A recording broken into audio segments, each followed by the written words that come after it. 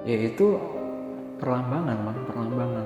Dulu ketika lo bersetubuh sama perempuan di sana, ya ini bentuknya, bentuk aslinya ya ini, lo bersetubuh sama dia. Jadi perempuan yang lo maaf, yang lo pakai, yang lo apa, ya itu cuma media. Ya sebenarnya lo lagi bersetubuhnya sama sosok itu. Salah satu yang bikin unik ketika lo mau ikut pesugihan ke sana, niat lo tuh dibelokin. Yang tadinya lo mau kaya karena kena begituan kan, jadi niat lo pengen begituan. Makanya ada beberapa orang juga yang lagi bersetubuh itu bang, mati, langsung mati seketika.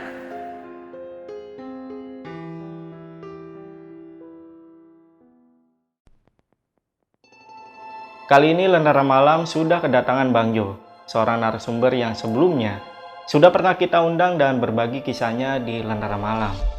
Sama seperti video-video sebelumnya, bersama dengan Bang Jo kita akan membongkar sebuah pesugihan yang sampai sekarang masih dipercaya sebagai alternatif untuk mendapatkan kekayaan dengan cara yang instan. Dan di video kali ini kita akan membongkar sebuah pesugihan yang ada di Gunung Kemukus. Tapi sebelumnya gue menyarankan kalian untuk menonton video tentang kisah mistis Gunung Kemukus yang udah gue bawain di segmen cerita horor kemarin.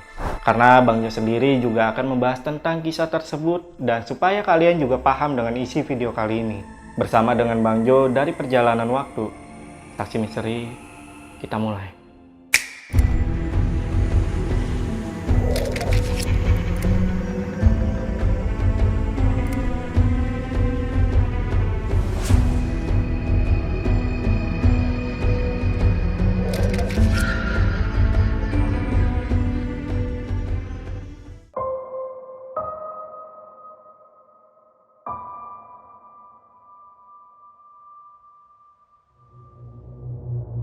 Oke Bang, ini sebelum kita masuk ke pesugihan Gunung Kemukus, gue pengen tahu banget nih, asal mula pesugihan itu dari mana sih? Sejarahnya atau apa?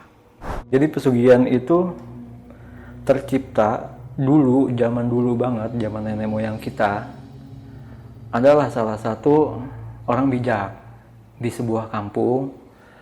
Di kampung itu juga ada satu orang yang lagi terlibat banyak masalah bang, entah masalah kehidupan, masalah keuangan, dan masalah lain-lainnya gitu. Dan sampai akhirnya dia bercerita sama orang tua tersebut. Nah si orang tua ini nyuruh dia pergi ke gunung bang. Ke gunung. Jadi kalau lo mau selesai, ini bahasa gue ya, kalau lo mau selesaiin masalah lo mau dapat jalan keluar, mau dapat solusi, lo ke gunung itu tuh. Karena dulu itu kita minim akan pengetahuan ya. Mungkin kalau zaman sekarang kan kita ngomong ceplos-ceplos, tapi kalau orang-orang dulu kan omongannya dia selalu mengandung arti, jadi harus kita artiin lagi gitu kan. Kalau pergi ke sana gitu, jangan lo pikir cuma gua harus pergi ke sana gitu, tapi ada maksud dan tujuannya. Karena di zaman itu masih sedikit orang yang ngerti, akhirnya pergilah orang ini ke gunung bang gitu. Dia pergi ke gunung selama beberapa minggu, akhirnya dia turun lagi, ketemu sama si orang tua tersebut bang. Dan dia ngomong sama beliau, Pak, alhamdulillah saya udah tahu sekarang saya harus gimana, saya harus apa dan segala macem. Terus dia mengucapkan terima kasih. Nah di sini yang harus kita tangkep atau enggak kita pelajarin, orang zaman dulu itu punya asumsi, punya sugesti kalau kita semakin tinggi deket sama langit, itu doa semakin cepat dijawab. Itu pemikiran zaman dulu ya. Nggak tahu kalau sekarang masih ada apa enggak gitu. Nah jadi maksudnya si orang tua ini tuh, dia pengen orang yang lagi banyak masalah ini nyepi dulu bang. Maksudnya dia keluar dulu dari rutinitas kesehariannya dia gitu. Dia lebih mendekatkan diri sama Tuhan. Dia berzikir, mungkin mengingat Allah apa segala macam gitu kan, namanya metode kan. Nah di sini yang bikin akhirnya timbullah nama pesugihan bang. Karena ketika orang itu turun dari gunung, dia nyampe, dia dapat solusi, dia harus berbuat apa, harus gimana gitu kan, dia berterima kasih. Nah ini orang-orang yang di sampingnya yang nggak tahu asal muasal masalah atau nggak apa yang dia omongin, akhirnya berucap, wah dia bersekutu sama jin. Itulah awalnya ada pesugihan bang, gitu. Karena emang dulu tuh orang-orang pada yakin kalau semakin kita dekat sama langit, bahwa kita semakin cepat dikabul. Oh ya, tapi balik lagi, tiap orang yang bisa itu kan punya metode dan sudut pandang lihatnya masing-masing bang.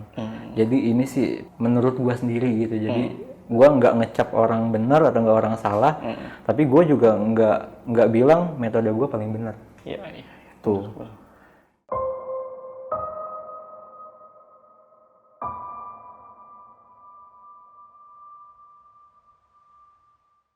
Nah, itu kan tadi lo udah jelasin nih asal mula tentang pesugihan ya, awal mula pesugihan ya. Nah, sekarang kita langsung masuk aja ke pesugihan Gunung Kemukus ini, menurut lo gimana? Nah, khusus buat pesugihan di Gunung Kemukus ini kan juga agak sedikit unik ya bang, karena menurut gue ya awalnya udah salah. Gitu. Nah, kabar yang beredar ini kan di sana ada makam Pangeran Samudro ya kalau nggak salah. Ada makam Pangeran Samudro sama Raden Ayu Ontrowulan, ibu tirinya. Betul. Gitu. Nah, kita ungkap sedikit sejarah dulu aja deh. Sejarah A bilang si Pangeran Samudro ini lagi ngedalamin ilmu agama Islam sama salah satu sunan waktu itu. Nah, ketika itu dia udah selesai belajar di sana, dia pulang tuh bang, mau ke kerajaan Demak. Nah, di tengah jalan beliau jatuh sakit, akhirnya istirahat dulu di sekitar daerah Gunung Kemukus itu ada namanya Kampung Samudro. Dia disaratin di situ, mungkin karena udah ajalnya ya akhirnya beliau meninggal di situ. Nah, kabar itu nyampe ke ibu tirinya bang. Kebetulan si Pangeran Samudro ini bawa 2 ajudan. Jadi ketika beliau sakit, ajudan satunya tuh disuruh pulang, suruh ngasih kabar ke kerajaan Demak. Nah, nggak lama akhirnya dia meninggal, dapat kabar itu, ibu tirinya datang. Nah, di situ sebelum masuk ke makam, ibu tirinya emang wudu dulu bang, ngebersihin diri, wudu. Jadi di situ ada sumber air, dia membersihkan diri dulu, dia wudu segala macam, baru dia masuk ke dalam makam. Nah, yang anehnya ini, katanya dia moksa. Ceritanya dia moksa di situ. Ajudan yang di luar makam itu nungguin nih kok nggak keluar gitu. Ketika dicek ke dalam udah nggak ada. Itu salah satu versi yang gue tahu gitu kan. Karena kejadiannya seperti itu, akhirnya adalah yang menyalahgunakan sejarah. Dia bilangnya Pangeran Samudro sama ibu tirinya ada hubungan gelap. Dan di dalam ruangan itu, karena ibu tirinya cinta banget sama Pangeran Samudro, akhirnya dia moksa gitu. Nah, yang sangat disayangkan menurut gua dari kejadian yang kayak begitu aja dibelokinnya tuh udah jauh banget bang. Karena di Gunung Kemukus itu salah satu syaratnya agar doa lo atau enggak keinginan lo dikabulin, lo harus bersetubuh, berhubungan badan sama lawan jenis yang bukan muhrimnya. Gitu ya kan, dari situ aja kan kita bisa lihat kok bertolak banget sama ajaran agama, ajaran keyakinan deh gitu kan. Kita nggak usah nyebut satu agama gitu. Di keyakinan manapun nggak ada yang namanya kita bersetubuh sama yang bukan pasangannya, doa bakalan dikabul. Itu nggak ada. Iya, benar. Gue cari dimanapun juga itu nggak ada. Nah, gue baru tahu ada di situ. Dan salah satu syaratnya juga lo harus bersetubuh sama pasangan lo itu 7 hari berturut-turut, 7 kali. Gitu. Ketika lo berhubungan sama si A, tapi hari kelimanya lo berhubungan sama si B, itu doa lo nggak bakal dikabul. Tapi kalau lo berhubungan badan sama si A terus sampai 7 kali, apa yang lo pengen dikabul, kalau dia bukan istri lo ntar bakalan jadi istri lo, dan hubungan lo bakalan awet. Tuh, itu kabar yang beredar. Nah, kalau misalkan versi yang lain ya, karena emang ini versinya banyak banget ya. Bener bang. Nah, itu kemarin yang gue bawain kan, itu versinya adalah ke si Pangeran Samudro ini, bahkan sempat ini ya bang ya, bersetubuh ya. Dan akhirnya dia ketahuan sama warga, dipukulin lah ya, sampai meninggal, dan ibunya juga meninggal ya. Nah, menurut lu versi yang itu gimana bang? Nah versi yang itu juga gue banyak sering denger bang. Itu juga mungkin banyak yang orang juga udah tahu. Gue nggak bisa bilang itu benar atau salah. Oke. Yang gue sebutin pertama kali itu juga kan versi A, bukan versi gue. Oke. Nah kalau versi gue sendiri, beliau Pangeran Samudro itu kabur. Kabur. Jadi dia sedang berperang, Iya. dia melarikan diri sama 2 ajudan, tapi karena terluka dan nggak sempet kemana-mana karena lagi dicari kan, akhirnya dia stay di gunung itu, meninggal di situ. Oke. Nah ini buat yang belum tahu nih bang, untuk moksa sendiri itu artinya apa tuh bang? Ini buat teman-teman takutnya ada yang belum paham gitu bang. Moksa itu dia ngelebur bang, nyatu sama alam, jadi hilang. Oh. Itu moksa. Biasanya raja-raja zaman dahulu banyak yang moksa. Itu sama dengan bunuh diri juga gak sih? Kalau dibilang bunuh diri, dia nggak ada jasadnya. Moksa hilang semua. Hilang semua. Ngelebur dia, nyatu sama alam, itu moksa. Itu memang ada di salah satu pelajaran kejawen yang mengajarkan cara biar bisa moksa. Oh. Dan dia itu bakal balik lagi ke dunia? Banyak pandangan yang bilang iya, tapi setahu gua enggak. Enggak. Ketika dia udah pindah dimensi, dia tetap di dimensi moksa tersebut. Mungkin orang-orang yang entarnya ada yang moksa juga sesama yang moksa nih, mungkin di dimensi itu ketemu. Oh, tapi kan gue belum pernah nyampe dimensi itu gitu. Karena kalau udah masuk setahu gue sih udah Oke. sama aja kayak meninggal. Benar-benar.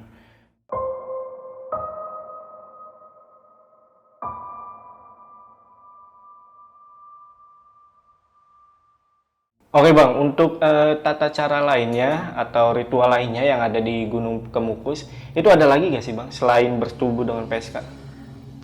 Sebenarnya sih ada lagi bang. Ada. Sebenarnya ada lagi. Tapi lagi-lagi ini dimanfaatkan sama oknum ya bang. Nah metode lain selain itu, metode yang menurut gua agak bener lah maksudnya daripada harus begituan kan. Lo bisa berzikir atau ngewirid di sekitar makam itu. Dan itu ada pelakunya, ada yang ngelakuin maksud gua. Biasanya itu orang-orang yang ngarepin karomah. Nah, dia mau memperdalam lagi ilmunya apa segala macam. Itu di situ. Padahal ada satu metode lagi yang sedikit orang yang bisa nyampe ke sana, bang. Nyampe ke sana itu Nyampe ke sana karena mereka udah keburu ditarik sama ya orang-orang di sekitar situ yang oh kaya ya, mau ini ya, mau itu ya, kesini mang, kesini bang, kesini mas, kesini gitu. Kalau lo jalan lagi ke dalam, lebih ke dalam gunung, dan lo berzikir lah, mungkin lah ya, bahasa guanya mungkin ya, lo baca di situ, itu lebih ini lagi, lebih dapatnya lebih powerful lagi sebenarnya. okay. Tapi jarang sedikit orang yang bisa nyampe ke sana karena udah keburu belok. Oke. Jadi di situ para oknumnya itu kenceng banget buat narik orang. Oke. Jadi istilahnya lu mau mencapai misalkan lu ke tujuan akhir, tapi di situ lu udah ditawarin banyak nih ya. Iya. Oke. Kayak dagangan ya, Bang? Karena dagangan. Iya benar kayak dagangan. Kayak dagangan. Makanya gue bilang gunung itu unik, Bang. Salah satu yang bikin unik ketika lo mau ikut pesugihan ke sana, niat lo tuh dibelokin. Lo datang ke sana, akhirnya lo ke arah PSK atau enggak harus bersetubuh itu. Ini lo kan belok. Yang tadinya lo mau kaya karena kena begituan kan, jadi niat lo pengen begituan. Makanya ada beberapa orang juga yang lagi bersetubuh itu, Bang, langsung mati seketika. Dia belum sempat pakai baju udah keburu mati ada. Oke. Itu Makanya balik lagi ke niat. karena apa itu? Nah itu banyak versi, Bang. Itu bisa karena dia mungkin minum obat kuat, mungkin, ya kan, karena badannya yang nggak kuat, akhirnya lewat bisa. Kayak overdosis gitu. Iya kayak overdosis. Oke. Bisa juga dia jadi korban para dukun-dukun yang lagi ngedalamin ilmunya. Bisa. Banyak versi, makanya gue susah menjelaskan buat ngejelasin buat kalau apa yang gue ucap itu gue klaim ini benar gitu, nggak bisa karena emang banyak di situ kayak pasar. Jadi dulu di sini sekali lagi cuma menjelaskan menurut pendapatnya ya, Bang. Iya benar. Tanpa harus mempercayainya, Bang ya. Iya. Benar. Karena memang ini di Gunung Kemukus ini yang gua tahu ya, apalagi gua udah bawain ceritanya, itu emang banyak versinya sih. Untuk sejarah dan ritualnya segala macam. Iya benar.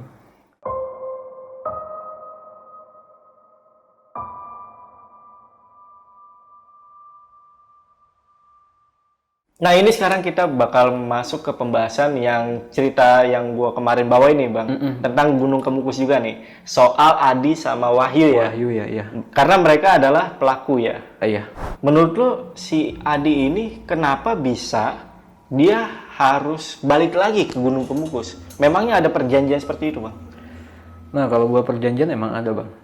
Ada. Setiap orang yang ngelakuin pesugihan itu nggak ada ceritanya dia cuma datang sekali beres, nggak. Dia bakal diikat terus, dia bakal dijerat. Jadi mau nggak mau dia harus balik lagi ke situ. Kalau dari cerita yang gua denger di video lo yang kemarin itu kan asal mulanya dia dari nggak kerja, dia ikut pesugihan, akhirnya dia dapat kerja lagi kan bang. Betul betul. Nah di situ kan dia memutuskan untuk udahlah, gua nggak mau kesana lagi. Karena dia udah dapat lagi hartanya dia udah dapat kerjaan lagi yang enak posisinya kan. Nah itu sebenarnya nggak bisa kayak begitu. Oke. Gitu.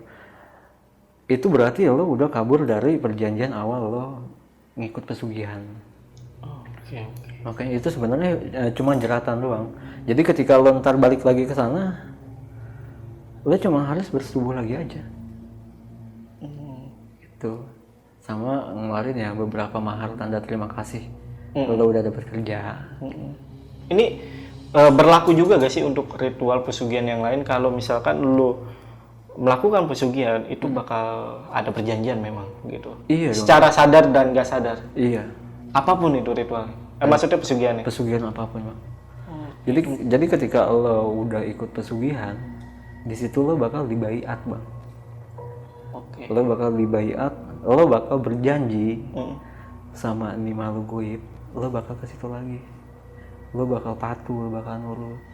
Itu yang harusnya dipikirin buat orang-orang yang mau ikut pesugihan. Betul. Gua aja ngelarang lo dibaiat sama orang. Gitu ya kan, apalagi lo dibaiat sama jin. Ya kan kenapa gua ngelarang? Karena tiap hari aja kita udah ngebaiat diri kita sama Allah. Ada di bacaan takbiratul ihram, inna sholati wa nusuki wa mayahya wa mamati lillahi rabbil alamin. Itu kan kita udah ngebaiat bang. Kita udah nyerahin semua diri kita ini sama Allah gitu ya. Ketika kita udah dibaiat sama Allah, ngapain kita dibaiat sama manusia? Itu yang bikinin kita kan, yang nyiptain kita kan Allah. Gitu. Nah dari situ lo nggak bisa kabur. Lo harus terus bertanggung jawab. Jadi mau lo pesugihan apapun itu, tetap lo balik. Harus balik. Karena lo udah berjanji disaksin sama si kuncen. Gitu. Dan itu juga mungkin kenapa si Adi ini sampai didatengin ya sosok-sosok makhluk halus ya. Iya. Ya kemarin itu kan si Adi kalau nggak salah dia ngomong didatengin sama sosok genderuwo ya bang. Genderuwo sama perempuan parubaya, nenek-nenek ya. Ya itu perlambangan bang, perlambangan. Maksudnya perlambangan.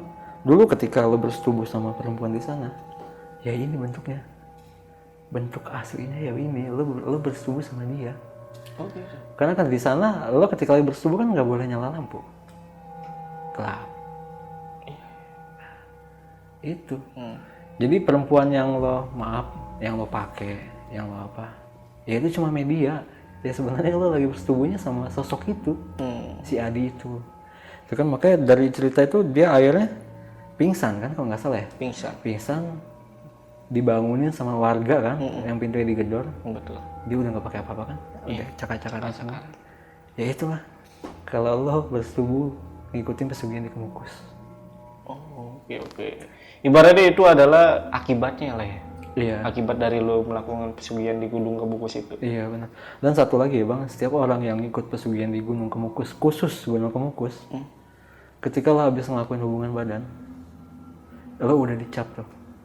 Dicap apa? Lo udah dikasih tanda sama penunggu sana. Mau lo kemana pun juga lo baunya amis. Amis itu dalam artian apa bang? Lo mengeluarkan bau amis bang. Kalau kita aja jalan ada bau amis kan baunya nggak enak. Nah ini orang itu mengeluarkan bau amis. Nah itu berlaku nggak sama orang yang udah berhenti atau sama yang balik lagi? Itu berlaku untuk semua yang udah pernah ngelakuin ritual hubungan badan ya bang. Beda cerita kalau dia udah berhenti terus tobat. Itu insya Allah hilang. Oh, gitu. Tapi emang proses. Karena baunya ini kan datangnya dari lo nih. Karena lo udah berhubungan sama dia gitu kan. Jatuhnya kan bukan lo disiram air. Tapi baunya keluar dari badan lo sendiri. Gitu. Nah itu kalau untuk bau amisnya sendiri itu bisa dicium sama orang lain atau orang-orang tertentu aja bang?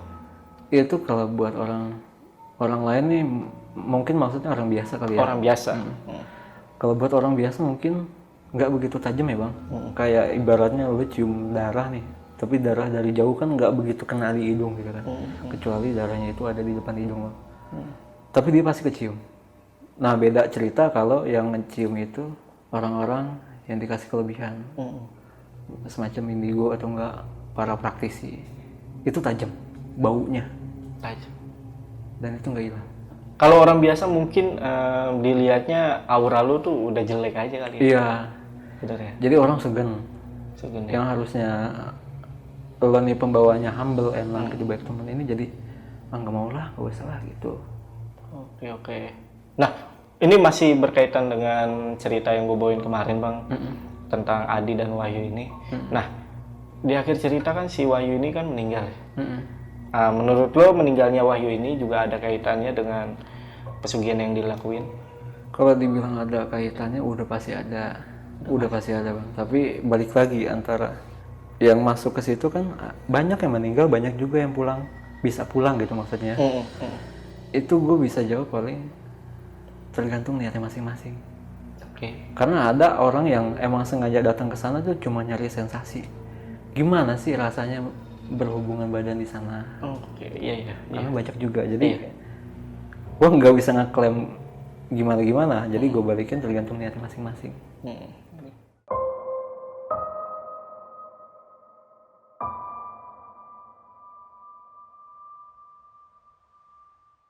Ini soal Adi nih bang.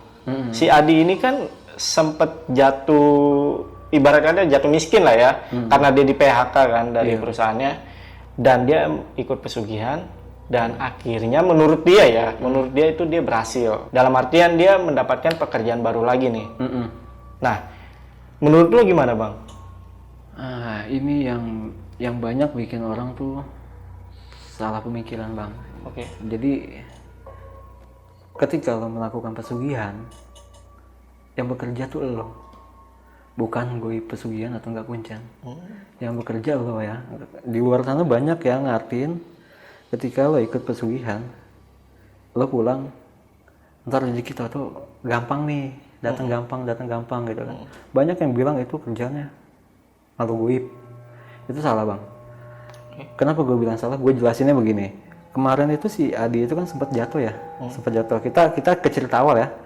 Adi sempat di PHK karena atasannya itu di blacklist ya, korupsi, bener kan? Nah terus dia juga udah coba bikin lamaran lagi, naruh di PT-PT di tempat kerja. Dia dengan niat semoga gue dapet kerja nih. Tapi banyak dari situ kan dia dapat jawaban, oh nggak bisa, lo dari PT ini ya, nama lo di blacklist nih. Gitu kan. Abis dong tuh dia nggak punya harapan lagi kan, sampai didatengin sama si Wahyu kan. Iya betul. Pesugihan aja nggak pakai tumbang, nggak pakai apa gitu kan, dikemukus. Ketika dia ikut pesugihan terus dia pulang bang. Dia pulang langsung dapat banyak tawaran kerjaan, ya kan. Berhasil dong hitungannya, ya kan. Gue ikut pesugihan berhasil nih. Cerita benernya nggak kayak gitu. Cerita benernya nggak kayak gitu. Ketika lo udah usaha, Allah ini kan lagi ngelihat sejauh mana lo mau berusaha, gitu kan. Apakah lo terus berusaha, apakah lo akhirnya ke pesugihan? Karena kan konteksnya beda nih. Ketika lo berusaha tapi lo nggak berdoa, sama aja bohong. Kalau lo berdoa tapi lo nggak ada usaha juga sama aja bohong. Yang benar kan lo berusaha terus lo berdoa, abis itu lo pasrah, Allah yang nentuin. Nah tapi karena banyak orang yang nggak sabar, akhirnya lari lah ke pesugihan. Dan di situ sebenarnya bukan setan yang kerja, Bang. Itu emang udah kebijakannya Allah. Buat semua orang yang ikut pesugihan, itu aja udah diputus. Segala urusannya tuh diputus sama Allah. Gue ambil contoh gampangnya gini ya, gue ikut pesugihan nih. Gue akad, gue baiat. Ketika selesai di baiat, gue pesugihannya aja masih minta sama Allah. Dia masih ngomong, ya Allah, manusia yang katanya lebih baik dari bangsa kami datang ke kami dan meminta ke kami, ya kan? Jadi sekarang turunin rezekinya. Dia aja masih minta tuh, Bang. Lo apalin tuh? Dia aja masih izin minta rezekinya Allah. Nah, tapi karena di sini manusia yang datang ke tempat pesugihan itu udah menduakan Allah, Allah putus segala urusannya. Baik itu rezeki dan lain sebagainya. Tapi karena di sini kita bahasnya konteks rezeki, diputus lah tuh. Langsung hari itu juga diturunin rezekinya. Jadi yang manggil rezekinya dia, yang mempercepat rezekinya para pelaku itu bukannya jin, Allah. Jadi jin tuh makan gaji buta, nggak ngapa-ngapain. Yang ada kita ngasih makan dia, ya kan? Gitu. Jadi kalau kita balikin, kita ilangin, nggak ada goibnya. Gue mau jual tanah nih, susah, nggak laku-laku, ya kan? Ada aja halangannya. Gue pergi ke orang pintar, biar digampangin. Itu udah salah satu cara pesugihan, Bang. Padahal kalau kita mau mikir positif, gue mau jual tanah nih, uang dari hasil tanah buat bini gue lahiran. Itu kan maunya kita. Yang menurut kita emang baik, karena uangnya bakal dipakai buat lahiran. Tapi menurut Allah kan belum tentu. Ya kan? Ketika Allah, ya udah, ini tanah kejual, uangnya lo dapet, tiba-tiba lo kecelakaan, uangnya kepake buat lo, istri lo enggak. Itu kan menurut baik, baru menurut baik dari manusia ya, Bang. Tapi ketika Allah bilang ini udah waktunya, ini pas, uangnya turun, tahu-tahu istri lo ada yang biayain, lo sehat, uangnya jadi manfaat. Nah, jadi intinya tuh orang-orang yang nggak sabar. Jadi salah kalau banyak orang yang bilang itu gawe pesugihan, itu gara-gara gua habis pesugihan kesini nih, gua akhirnya dapat banyak kerjaan. Salah. Makanya kita balikin lagi ke ceritanya Adi. Dia sebelum ke pesugihan aja kan masih ada usaha. Iya. Naruh lamaran. Ketika dia pulang, dia dapat banyak panggilan. Nah, itu tipu daya setan, Bang. Jadi intinya kalau dalam logika mah lu kurang sabar aja. Iya. Padahal lu udah udah nyebar lamaran lu ya kan. Iya. Ya Allah udah nyiapin kok apa yang paling baik itu buat kita. Jadi menurut kita baik, belum tentu menurut Allah baik ya, karena ini kita nggak tahu semenit ke depan tuh kita gimana. Iya. Nah, untuk si Adi ini kan di cerita yang gue bawain itu, dia ini belum sembuh-sembuh nih, Bang. Mungkin sampai saat ini nih. Udah 8 tahun lebih itu ya? Iya, udah 8 tahun lebih itu. Nah, menurut lu gimana caranya biar dia sembuh? Nah, ini semoga si Adinya bisa nonton video ini ya, Bang. Jadi dia bisa dapat jawaban dari kita. Salah satu cara buat ngebersihin itu, pisahin antara harta yang lo dapat murni sama yang lo pakai pesugihan.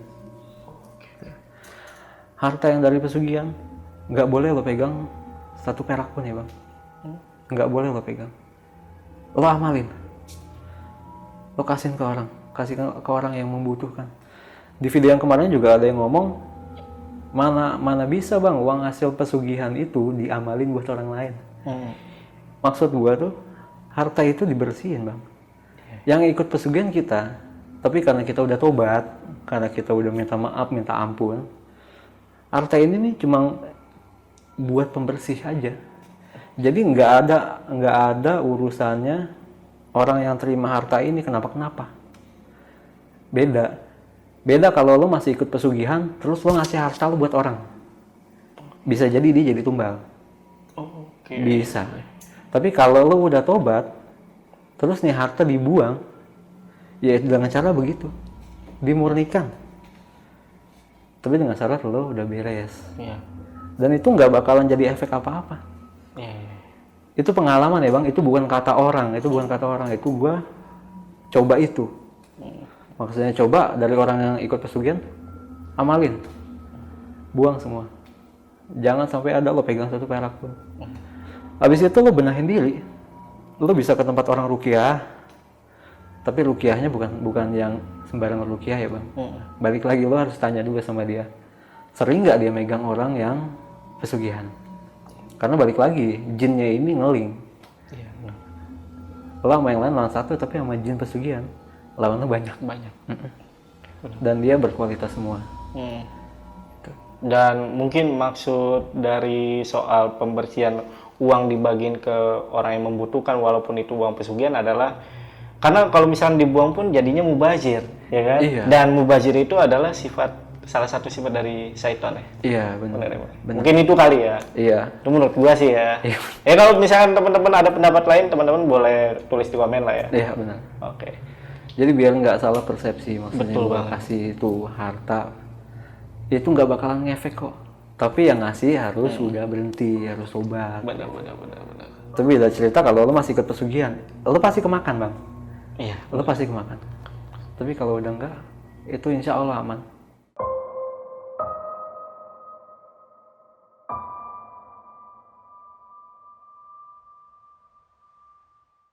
Nah ini yang terakhir ya bang ya.